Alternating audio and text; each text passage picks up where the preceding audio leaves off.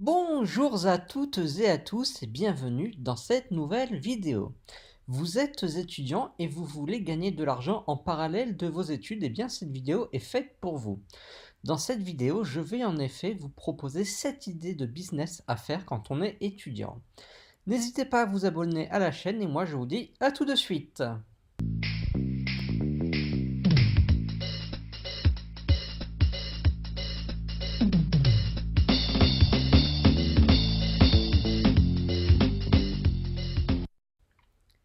Bien, donc commençons désormais cette petite vidéo. Vous allez voir qu'il existe donc des business pour tout le monde et quelles que soient vos compétences, vous trouverez forcément un business à faire en parallèle de vos études.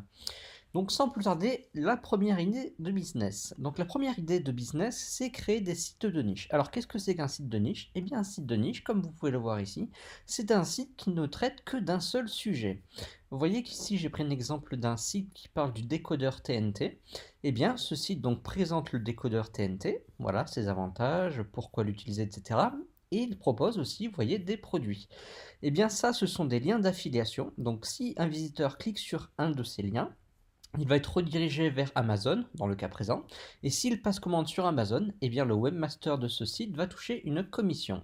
L'avantage d'un site de niche, c'est qu'il, bien, comme son nom l'indique, il ne traite que d'un sujet, donc il n'y a pas besoin de s'éparpiller sur plusieurs sujets.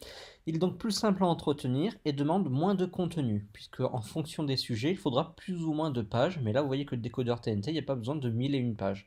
Il y en a moins de 5 ici.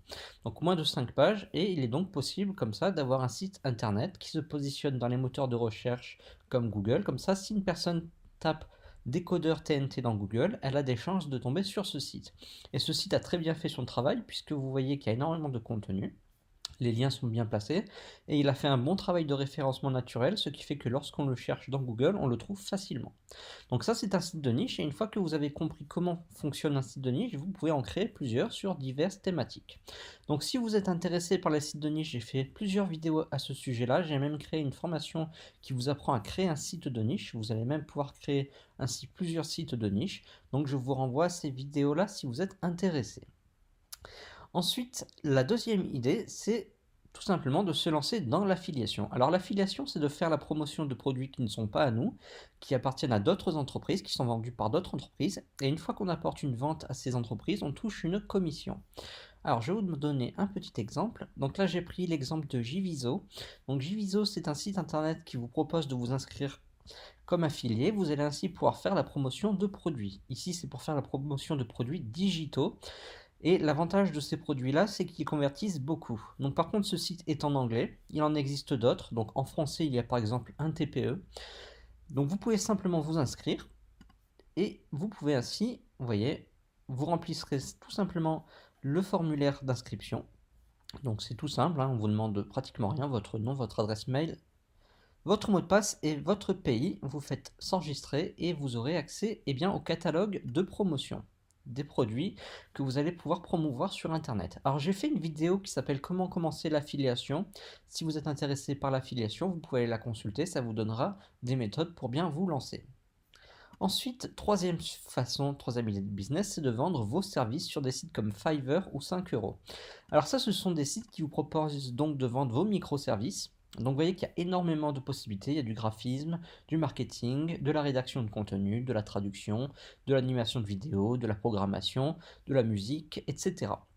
Donc vous pouvez simplement vous inscrire sur ce site en tant que vendeur, donc ici Become Seller, et vous pouvez ici tout simplement, ici Become a Seller, et vous pouvez vous inscrire. Et vous voyez que ça se fait très facilement. Il y a donc d'autres sites, un site français qui s'appelle 5euros.com qui vous propose la même chose, donc sauf que ce sera en français. Par contre, il y a un peu moins de monde sur 5euros.com. Ce site Fiverr est utilisé vraiment dans le monde entier. Et vous voyez que par catégorie, on peut trouver de nombreuses choses.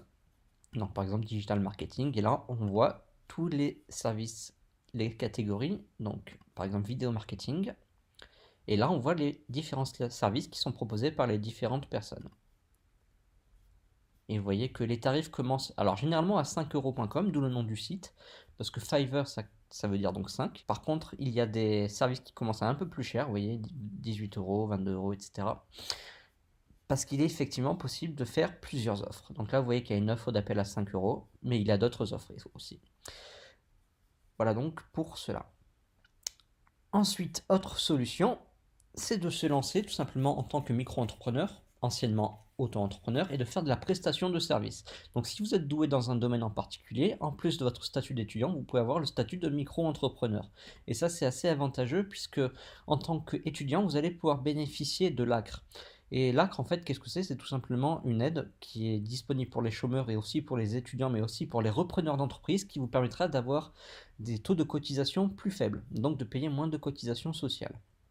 Donc voici tout simplement le site autoentrepreneur.ursaf.fr, puisque le RSI n'existe plus, c'est donc l'URSSAF qui a repris tout simplement la gestion des indépendants. Donc vous faites créer mon auto-entreprise et vous voyez que ça se fait tout en ligne.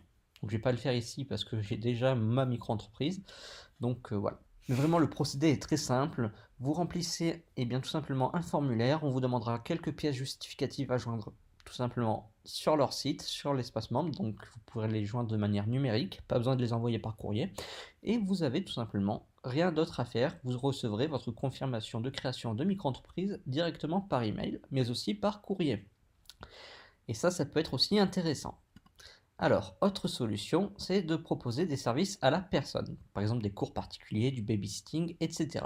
Alors, soit vous faites par le bouche à oreille, donc c'est-à-dire que vous dites aux gens, voilà, je suis disponible pour faire du babysitting de telle heure à telle heure, soit vous pouvez passer des petites annonces dans les supermarchés, parfois on propose des panneaux pour mettre vos petites annonces, ou alors vous passez par des sites internet comme Le Bon Coin. Le Bon Coin, vous pouvez déposer donc une annonce, et notamment une annonce de service. Donc là, vous avez les catégories. Et là, tout simplement, vous avez accès aux différentes choses. Donc, offre d'emploi, les services, par exemple, prestations de services. On va voir ce qu'il y a. Vous voyez, électricien, repassage, bon, il y a vraiment de tout. Vraiment très facile à utiliser, ça peut être très utile. Sixième possibilité, c'est de vendre vos cours. Donc, imaginons que vous êtes à la fac et que vous avez des cours. Au lieu de les jeter, tout simplement, vous pouvez les vendre. Pour ça, il existe plusieurs sites internet comme academon.fr. Donc, ça, c'est un site tout simplement qui vous permet de vendre vos documents. Très simple, vous vous enregistrez, vous uploadez votre document que vous voulez vendre et vous attendez qu'il soit vendu, tout simplement. Donc vous voyez qu'il y a énormément de catégories. Donc il y en a vraiment pour tous les goûts. Et ça, c'est vraiment très utile. Vous pouvez tout vendre, hein, rapport de stage, études de mise en place, voilà. Bon, il y a vraiment pour tous les goûts. Et enfin, dernière solution, c'est de s'investir sur les réseaux sociaux. Donc les réseaux sociaux comme YouTube, Twitch, etc. Donc les réseaux sociaux, ça c'est vraiment quelque chose de très populaire à l'heure actuelle. Vous créez une chaîne YouTube, vous créez un compte Instagram, vous essayez de bâtir une communauté, et une fois que vous aurez votre propre communauté, vous pourrez monétiser cela. Donc soit en devenant influenceur sur Instagram par exemple, ou alors en ayant une chaîne monétisée sur YouTube. Et ça sera un très bon complément en plus de votre statut d'étudiant. Vous aurez donc un peu d'argent qui arrivera par ce biais-là. Donc voilà pour ces 7 idées de business quand on est étudiant. Si vous avez aimé cette vidéo, n'hésitez pas à mettre un petit pouce vers le haut, à mettre en commentaire si vous utilisez l'un de ces business-là ou alors si vous en utilisez un autre. N'hésitez pas à vous abonner à la chaîne si vous voulez être tenu informé des prochaines vidéos. Et moi, je vais vous dire à très bientôt pour de prochaines vidéos.